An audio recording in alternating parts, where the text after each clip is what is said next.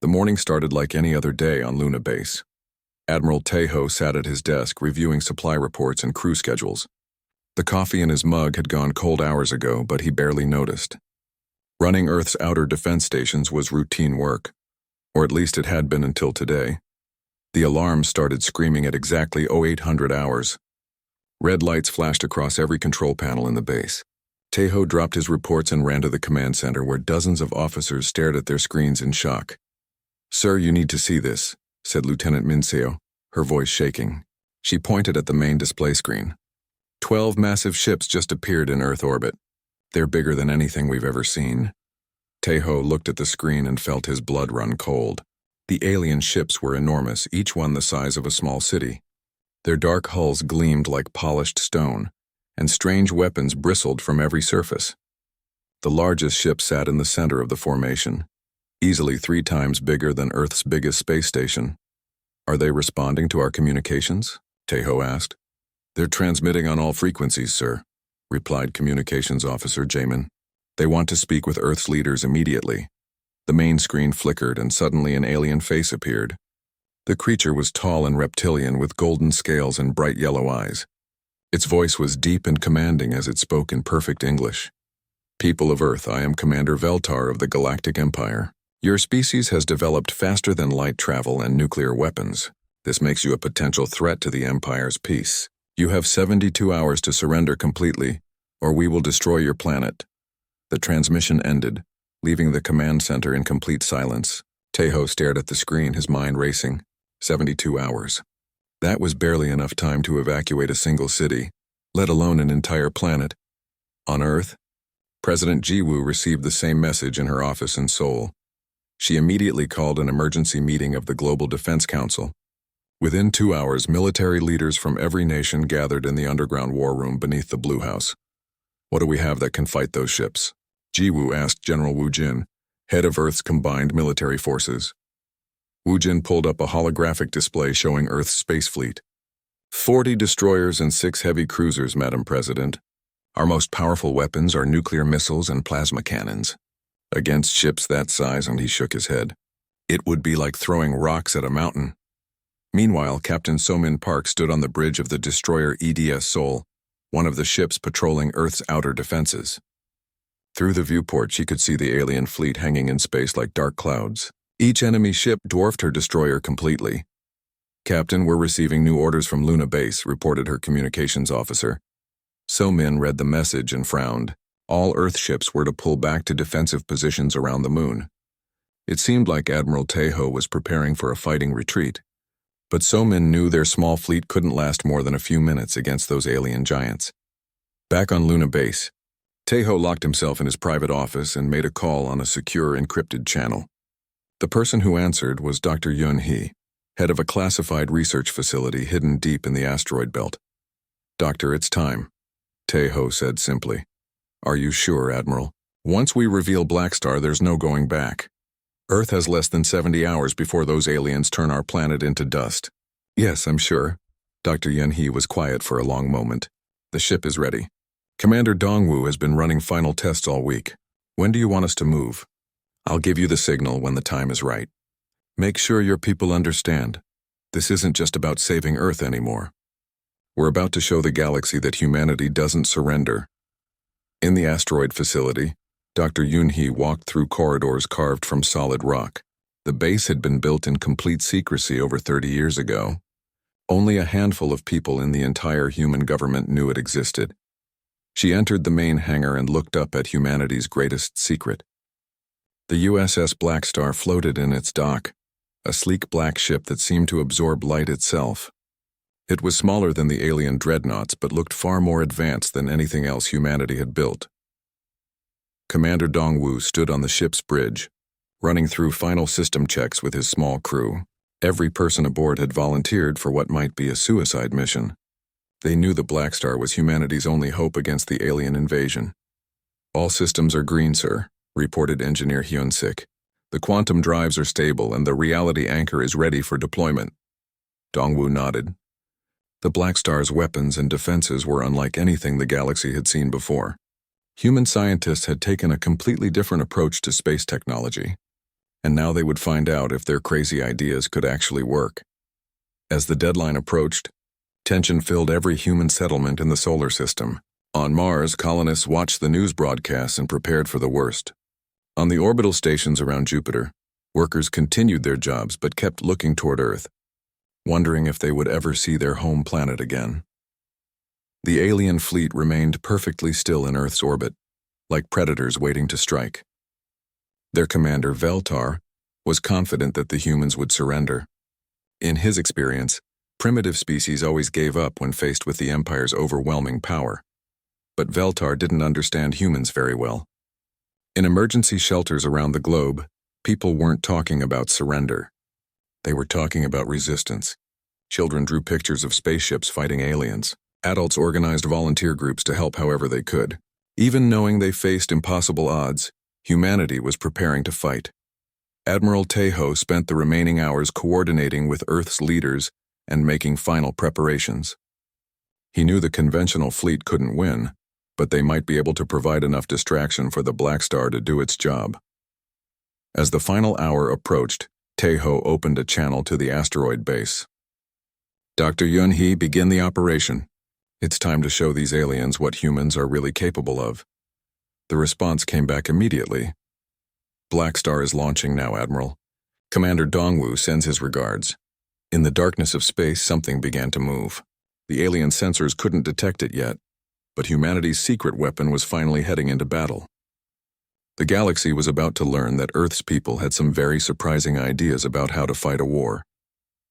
3 days before the alien ultimatum, Commander Dongwu walked through the corridors of the most secret place in human space. The asteroid facility had been his home for 5 years, ever since he was selected to command Project Blackstar. Most of humanity didn't even know this place existed. The base was carved inside a large asteroid in the belt between Mars and Jupiter. From the outside, it looked like just another floating rock. Inside, it housed humanity's most advanced technology and their greatest hope for survival. Dongwu entered the main hangar and stopped to admire the USS Blackstar. The ship was beautiful in a deadly way. Its hull was perfectly black and seemed to bend light around it. Unlike human ships with their angular designs, the Blackstar was smooth and curved, almost organic looking. "Good morning, Commander," said Dr. Yunhee as she approached. She was the chief scientist of the project and the person who had designed most of the Blackstar's impossible technology. "Are you ready for today's final tests?" Dongwu nodded. "My crew has been training for this moment for years. We're as ready as we'll ever be." They walked together toward the ship's boarding ramp. Dr. Yunhee began explaining the systems to the new crew members who had arrived that morning. These people had been selected from across the human military, each one an expert in their field. "The Blackstar doesn't work like other spaceships," Dr. Yunhee said as they entered the bridge. "We didn't try to copy alien technology or just make bigger guns. Instead, we asked a simple question: what if we could change the rules of space combat entirely?" Captain Boram, who would serve as the ship's tactical officer, studied the control panels. Everything looked different from standard human designs. "How exactly does it work, Doctor?" Dr. Yunhee smiled. "The key is our quantum phase drive. Most ships exist completely in normal space. The Blackstar can exist partially outside space-time itself. When we're phased, enemy weapons pass right through us because we're not entirely there." Engineer Hyun-sik ran his hands over the power controls.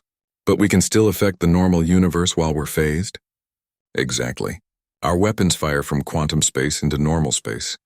We can shoot them, but they can't shoot us back. At least that's the theory." The crew spent the next several hours learning their stations. The Blackstar's bridge was smaller than most warships because it didn't need heavy armor or massive weapons. Speed and stealth were more important than brute force. "What about this reality anchor system?" asked Navigator Ginny, pointing to a control panel covered in warning lights. Dr. Yunhee's expression became serious. "That's our most powerful weapon and our most dangerous one. The reality anchor can lock a region of space into Earth's physical laws. Any alien technology that works differently from human science simply stops working." "How big an area can it affect?" Dongwu asked. "In testing, we've covered about 10,000 cubic kilometers, but we've never used it in real combat. The energy requirements are enormous, and there's always a risk that we might anchor ourselves out of existence." The crew continued their training throughout the day.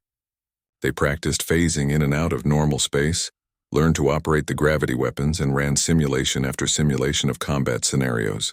Most of the simulations ended with them either winning decisively or being destroyed completely. There was no middle ground with the Blackstar's technology. As evening approached, Dr. Yun-hee took Dongwu on a tour of the ship's engineering sections. The power core was unlike anything in the human fleet. Instead of fusion reactors, the Blackstar drew energy from quantum fluctuations in empty space itself. "We're essentially borrowing power from the universe," she explained. "As long as space-time exists, we have unlimited energy. The trick is controlling it without tearing a hole in reality." Engineer Hyun-sik joined them in the engine room. He had been working on the Blackstar project longer than anyone except Dr. Yun-hee herself. "The quantum drives are stable, but I'm still worried about combat stress on the systems." "What's the worst that could happen?" Dongwu asked. "If the quantum containment fails, we could create a small black hole. If the reality anchor malfunctions, we might erase ourselves from existence. If the phase drives overload," Hyun-sik shrugged. "Nobody knows what would happen. We'd be in completely uncharted territory." Despite the risks, the crew was eager to test their ship. They had all volunteered for this mission knowing they might not survive. Earth's survival was more important than their personal safety. The next morning brought news of the alien fleet's arrival. Admiral Taeho's coded message was simple: "Prepare for immediate deployment. This is not a drill." Dr. Yun-hee gathered the crew in the briefing room and activated the holographic display. It showed the alien fleet hanging in Earth's orbit like dark storm clouds. 12 capital ships, she said, each one bigger than our largest space stations. Their weapons could crack continents, and their shields can probably stop anything in our conventional arsenal. "But not the Blackstar," said Captain Boram confidently. "We hope not. Remember, we've never tested these systems against real alien technology. Everything we know comes from computer simulations and theory." Commander Dongwu stood up and faced his crew. "Ladies and gentlemen, this is why we trained. Earth has 72 hours before those aliens attack. We're going to show them that humans don't give up without a fight." The crew took their stations and began the launch sequence. The Blackstar's engines came online with a sound like distant thunder. Slowly, the ship rose from its hidden dock and moved toward the hangar's massive doors. "Activating quantum phase drives," reported engineer Hyun-sik. "We're now partially outside normal spacetime." Through the viewports, the stars looked strange and twisted. The ship was sliding between dimensions, invisible to normal sensors and untouchable by conventional weapons. "Course laid in for Earth orbit," said Navigator Jin-A.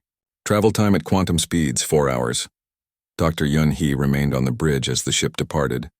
She had spent 30 years of her life developing the Blackstar's technology. Now she would find out if human creativity could really triumph over alien firepower. "Commander," she said to Dongwu, "there's something you should know. The aliens have conquered 73 different species across the galaxy.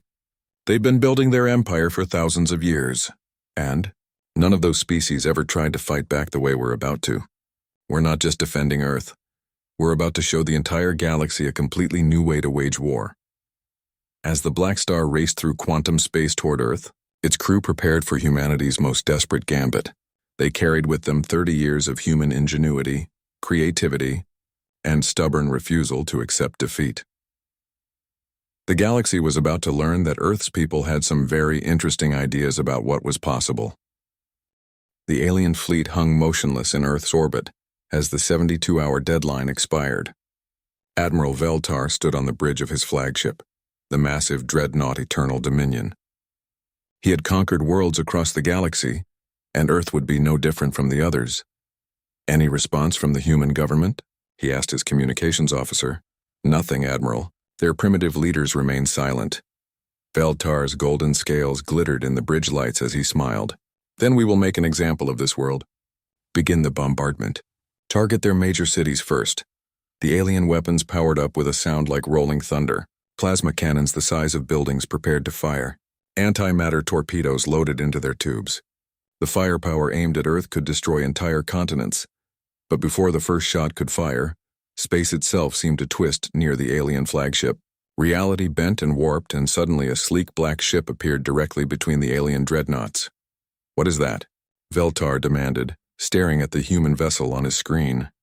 The ship was unlike anything in his vast database of galactic vessels. It was smaller than his dreadnoughts but seemed to absorb light itself. Strange energy patterns danced around its hull, and the space around it looked somehow wrong. On the bridge of the USS Blackstar, Commander Dong-Wu opened communications channels to every ship in the alien fleet. His voice was calm and steady as he spoke. "Attention, Imperial Fleet. I am Commander Dong-Wu of the United Earth starship Blackstar. You have threatened our world. You have demanded our surrender. You have made a mistake." Admiral Veltar laughed. "One small ship against my entire fleet? You humans are even more foolish than I thought. Destroy that vessel immediately." The alien fleet opened fire with everything they had. Plasma bolts the size of buses streaked through space. Antimatter torpedoes that could vaporize mountains launched from dozens of ships. Energy beams hot enough to melt steel focused on the tiny human craft. Every single shot passed harmlessly through the Blackstar as if it wasn't there. "Impossible," whispered Veltar, watching his weapons fire uselessly at empty space. On the Blackstar's bridge, Engineer Hyun-sik monitored the quantum phase generators. "All shots passing through our position, Commander. The aliens can't hit what's not entirely in their dimension." Captain Boram studied the tactical display. "They're firing everything they have. Plasma cannons, antimatter weapons, some kind of gravity disruptor. None of it matters while we're phased." Dr. Yun-hee's voice came over the communication system from the asteroid base. "Remember, you can't stay phased forever. The quantum drives will overheat if you maintain phase state for more than 20 minutes. Commander Dong-Wu nodded. "Then we'll have to make this quick. Hyun-sik, prepare the reality anchor. Boram, target the space around their entire fleet." "Sir, that's a huge area," Boram replied. "We've never tried to anchor that much space before. Today we find out what the Blackstar can really do." The reality anchor system came online with a deep, thrumming sound that seemed to shake the fabric of space itself. Energy readings on the Blackstar's instruments went off the scale as the ship began rewriting the physical laws in a massive sphere around the alien fleet. Admiral Veltar felt something change. His ship's instruments began showing impossible readings. "What's happening to our systems?" "Admiral, our weapons are malfunctioning," reported his weapons officer. "The plasma cannons are showing errors. The antimatter torpedoes won't fire. Even our shields are flickering." Across the alien fleet, the same thing was happening. Technology that had worked perfectly for thousands of years was suddenly failing. Their advanced weapons stopped working. Their energy shields collapsed. Even their faster-than-light communications were cut off. "Commander," said Navigator Jin-A from the Blackstar's bridge, "the reality anchor is working perfectly. We've locked this entire region of space into Earth physics. Their technology can't function here anymore." The alien ships found themselves trapped in a version of reality where their advanced weapons were just expensive metal sculptures. But human technology, designed around Earth's physics, worked exactly as intended. "Gravity cannons ready." "Commander," reported Captain Boram. "Fire." The Blackstar's gravity cannons weren't like normal weapons. They didn't shoot projectiles or energy beams. Instead, they created localized distortions in space-time itself. Gravity wells formed around the alien ships not to crush them, but to trap them. Admiral Veltar watched in horror as his mighty fleet was caught in impossible gravitational fields. The ships couldn't move forward, backward, or even rotate. They were held perfectly still by forces that shouldn't exist. "How are they doing this?" he demanded. "No species in the galaxy has technology like this." Commander Dong-Wu's voice echoed across all alien communication channels. "You've spent thousands of years perfecting weapons and ships. We spent decades learning to break the rules you think are unbreakable." The Blackstar began moving between the trapped alien vessels. Its quantum phase drives allowed it to slip in and out of normal space like a ghost. Sometimes it was there, sometimes it wasn't, but it was always dangerous. "Admiral, the human ship is doing something to our engines," reported Veltar's engineering officer. "They're not damaging them, they're changing them somehow." Indeed, the Blackstar was using its reality anchor to rewrite the physical laws inside each alien ship. Faster-than-light drives became impossible. Advanced computers reverted to simple calculators. The aliens found themselves trapped in vessels that could barely function. "This is impossible," Veltar repeated. "Space combat doesn't work this way." "It does now," came Commander Dong-Wu's reply. "You wanted to demonstrate imperial power to a primitive species. Instead, you're learning what happens when humans decide to rewrite the rules of war." The battle, if it could be called that, lasted exactly 18 minutes.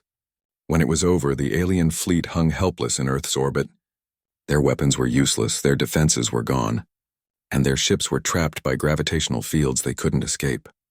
Captain Somin, watching from her destroyer Sol, couldn't believe what she was seeing.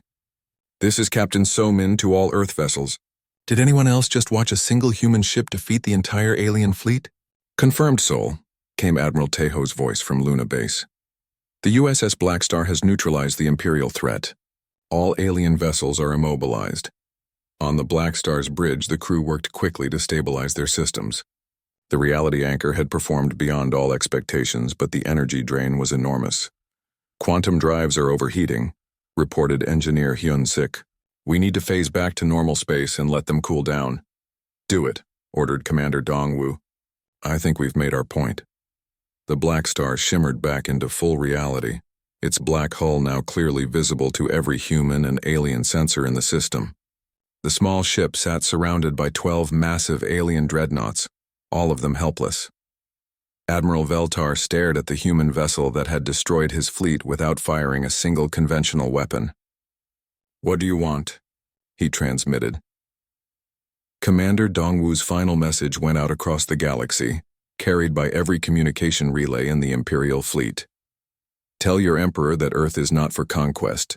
Tell him that humanity has our own ideas about how the universe works, and tell him that any fleet sent against us will face the same fate as yours." The demonstration was over, but the real war was just beginning. The news of Admiral Veltar's defeat spread across the galaxy faster than light itself. In the Imperial capital world of Dominex Prime, Emperor Zixthalan received the reports with growing fury. No single species had ever humiliated the Empire like this. "Impossible," he growled, his massive claws scraping against the metal throne. "One primitive ship cannot defeat an entire battle fleet." "The recordings are clear, Your Imperial Majesty," said General Morcax, commander of the Empire's military forces. "The human vessel used technology we don't understand. Our weapons couldn't touch it, and somehow they made our own technology stop working." The Emperor's golden eyes blazed with anger. "Then we will send a fleet so large that no single ship can stand against it. How many vessels do we have available?" 300 of our finest warships, including the super dreadnought Universe Breaker. The largest battle fleet ever assembled. Send them all. I want that human world turned to ash and their impossible ship destroyed. The galaxy must see what happens to species that defy the Empire. On Earth, Admiral Tejo watched the Imperial fleet forming in deep space through long-range sensors. The alien armada was massive beyond imagination. Every ship was larger than Earth's biggest space stations, and their combined firepower could crack planets. "Sir, we're detecting over 300 vessels," reported Lieutenant Minseo. "The lead ship is enormous. It's bigger than anything we've ever seen." Admiral Tejo studied the tactical display. The super dreadnought at the center of the alien formation was the size of a small moon. Its weapon systems could probably destroy Earth's entire conventional fleet in minutes. "Get me Commander Dongwoo," he ordered. On the USS Blackstar, now hidden in the outer asteroid belt, Commander Dongwoo received the priority transmission. The ship was undergoing repairs from their first battle, and Dr. Yoon-hee was making modifications to their systems. "Commander, we have a problem," Admiral Tejo said. "The Empire is sending everything they have. 300 ships led by something called the Universe Breaker." Dongwoo looked at the intelligence data flowing across his screens. "That's 10 times larger than their first fleet. Can the Blackstar handle that many ships?" Dr. Yoon-hee joined the conversation from the engineering deck. "I've been studying the sensor data from our first encounter. The aliens learned from their defeat. Their new weapons are specifically designed to disrupt quantum fields, meaning they might be able to hit us even when we're phased. And with that many ships, they can probably overload our reality anchor system." Engineer Hyun-sik looked up from his work on the quantum drives. "The good news is that I've found a way to extend our phase technology to other ships.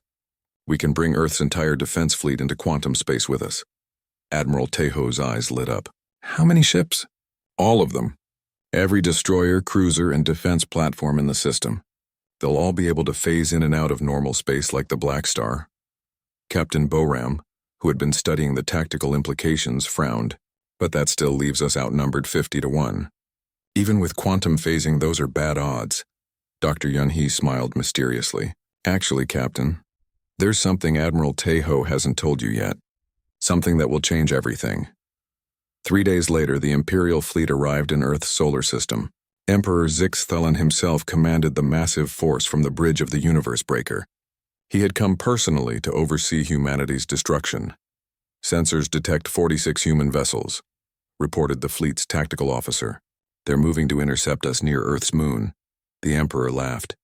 46 ships against 300? These humans are even more foolish than I thought. Begin the attack. Captain Somin stood on the bridge of the destroyer Sol, now equipped with a prototype quantum phase drive built using Blackstar technology. Around her, the rest of Earth's fleet prepared for the impossible battle ahead. All ships, this is Admiral Tejo. Today we fight not just for Earth, but to show the galaxy that humans don't surrender. Phase drives online. Let's show these aliens what we've learned. The human fleet shimmered and vanished as every ship activated its quantum drives. Suddenly, the aliens found themselves fighting an enemy that could appear and disappear at will. But this time, the Empire was ready.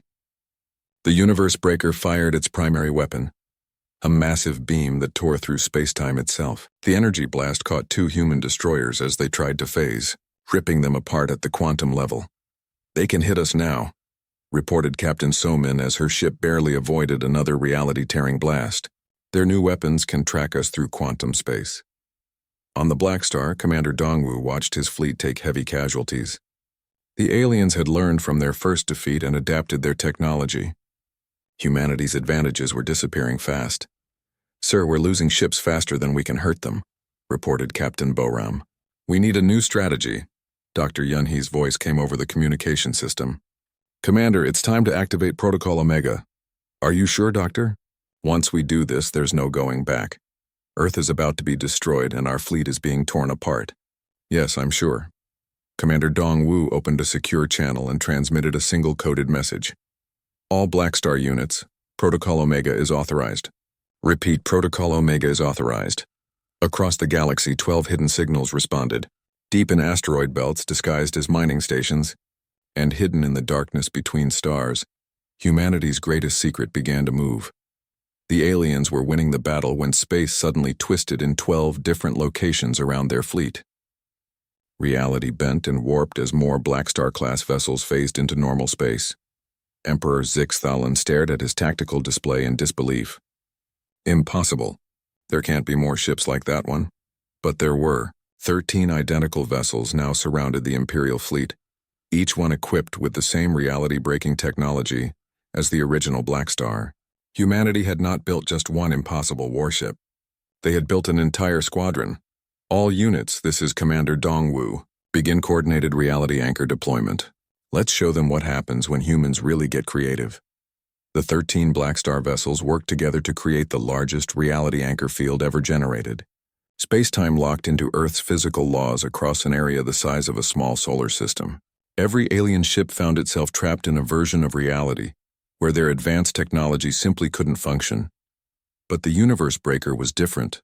Its massive size and power allowed it to partially resist the reality anchor field. Emperor Zixthalan found that some of his weapons still worked, though they were much weaker than before. "All ships concentrate fire on those black vessels," he ordered. "If we can destroy them, we can break free of whatever they're doing to us." The battle became a nightmare of impossible physics and reality-bending weapons. The Blackstar squadron used quantum manipulation to attack from multiple dimensions at once. They fired weapons that traveled backward through time, created shields that convinced incoming missiles they had already missed their targets, and used tactics that operated on pure human creativity rather than mathematical calculation. Engineer Hyun-sik pushed his quantum drives beyond their design limits, allowing his Blackstar to exist in 3 different dimensions simultaneously. Navigator Jin-A calculated flight paths that shouldn't exist, moving her ship through routes that folded spacetime like paper. The Imperial fleet, trapped in Earth's physics, found themselves fighting a war they couldn't understand. Their commanders had trained for thousands of years to fight conventional space battles. Nothing had prepared them for enemies who treated the laws of physics as suggestions. As the battle raged, Emperor Zixthalan realized that his mighty empire was facing something completely new. These humans didn't just have advanced technology, they had a completely different way of thinking about war itself. The universe breaker shuddered as reality-warping weapons struck its hull. For the first time in his long life, the Emperor began to wonder if the Empire could actually lose this battle. The battle around Earth had been raging for 6 hours when Emperor Zixthalan made his decision. His massive fleet was being torn apart by weapons that shouldn't exist, used by an enemy that fought like no other species in the galaxy. "Bring my personal flagship into the battle," he commanded from the bridge of the universe breaker. "I will not be defeated by primitive humans." The Cosmic Dominion was the Emperor's private warship, larger even than the universe breaker, and equipped with weapons that could destroy entire star systems. It phase-shifted into the battle zone with a sound like reality tearing apart. Commander Dongwu watched the new arrival on his tactical display. "That ship is massive. It's bigger than some moons." Dr. Yunhee's voice crackled over the communication system from the asteroid base. "Commander, our sensors are picking up energy readings unlike anything we've seen. That ship is drawing power from multiple dimensions." Around the battlefield, the 13 Blackstar vessels continued their impossible dance of quantum combat. They phased in and out of normal space, fired weapons through time itself, and used gravitational fields to trap entire squadrons of alien ships. Captain So-min, fighting alongside the Blackstars in her modified destroyer Sol, couldn't believe what she was seeing. "This is Sol to Blackstar 1. Your ships are doing things that should be physically impossible." "That's the point, Sol," replied Commander Dongwu. "We stopped worrying about what's supposed to be impossible and started figuring out how to make it work anyway." But the Cosmic Dominion was different from the other alien ships.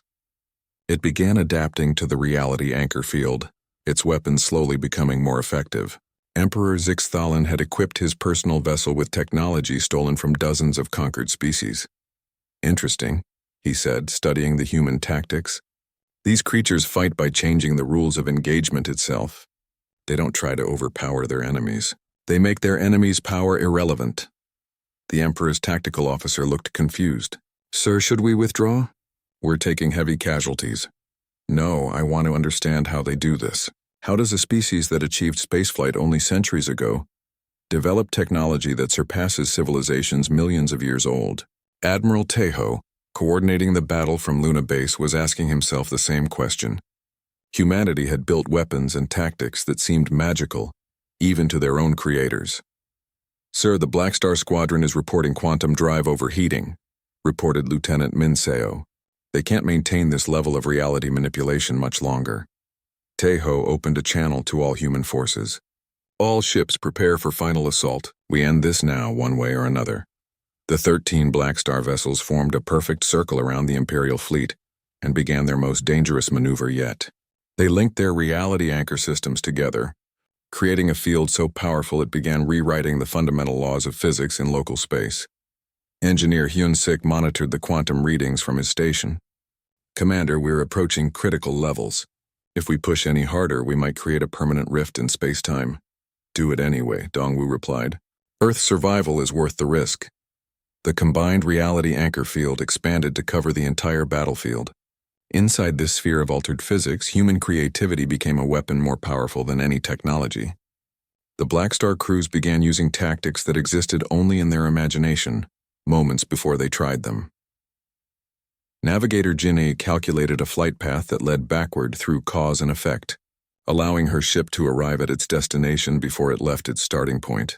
Captain Boram fired weapons that convinced their targets they had already been destroyed.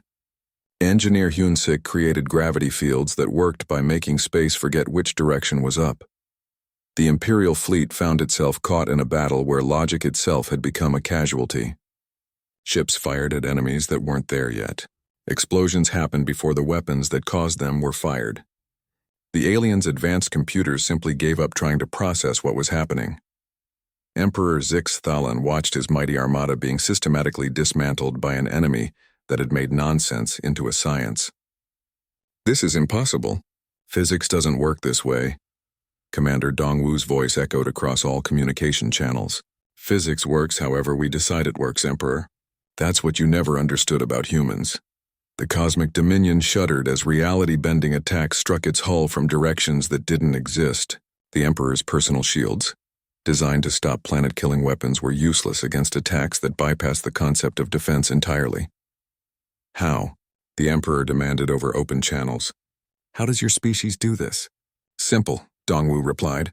Everyone else in the galaxy spent millions of years learning how to use the universe's rules. We spent a few decades learning how to change them. Dr. Yunhee, monitoring the battle from her command center, smiled as she watched her life's work prove itself. Admiral Taeho, the reality anchor field is stable.